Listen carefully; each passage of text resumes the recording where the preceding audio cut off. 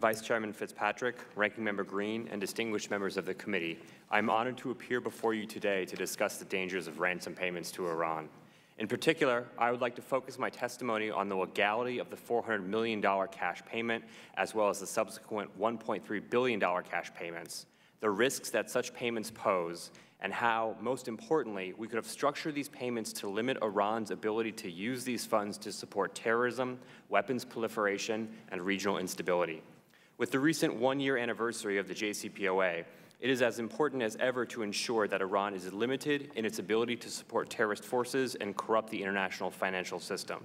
Make no mistake, though Iran has signed and implemented the JCPOA, it has not changed the underlying criminal activity that has led respectable financial institutions across the world to refuse to do business there.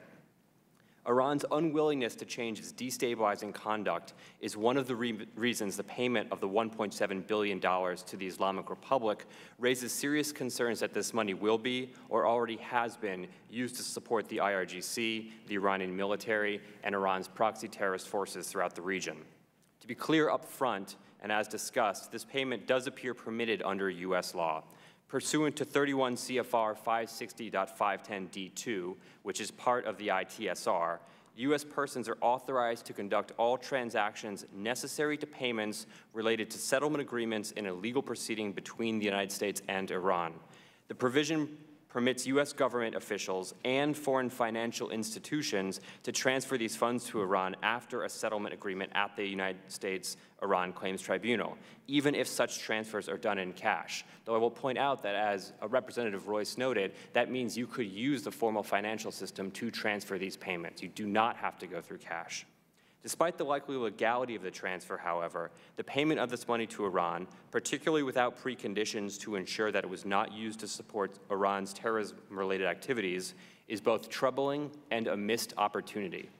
It is troubling because, in providing funds to Iran without controls on how it would use that money, we allowed the country to disperse these funds to the Iranian military and other nefarious actors. In addition, the very nature of the payment reportedly led IRGC officials to conclude that it amounted to a ransom. While the payment itself may not have been a prohibited ransom payment under U.S. law, Iran's perception of that payment matters. A principal purpose of the United States' no ransom policy is to deter hostage takers from compromising the safety of American citizens abroad. If terrorist groups and rogue countries do not think the U.S. will pay for hostages, those bad actors will be less likely to take them.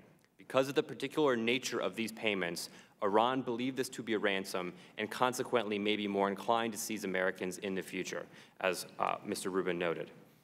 It is a missed opportunity because the United States could have set up payments stemming from the settlement agreement in a way that conditioned providing the funds on ensuring they would not be able to support terrorism or be given to the Iranian military or sanctioned parties. By releasing these funds in such a way, rather than in unrestricted cash, the administration could have outmaneuvered the Islamic Republic. Moving forward, Congress should take specific steps to ensure that any funds given to Iran are subject to certain conditions.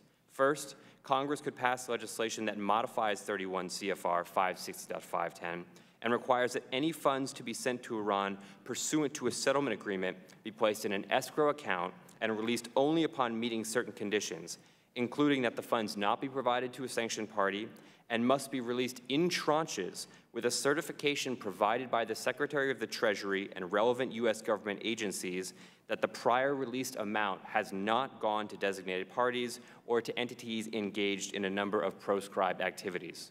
Second, Congress could take steps, including passing legislation, to ensure that any payments made to Iran would present reduced risks of diversion by setting up a so-called whitelist, where Western banks could process legally permissible transactions to vetted and monitored Iranian banks with no connections to the IRC or to the government of Iran.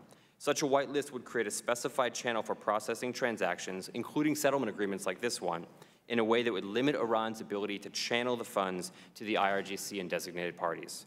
As Iran continues to support terrorism and foment regional instability, the United States should ensure that we play no role in inadvertently funding such activities or putting U.S. citizens at risk.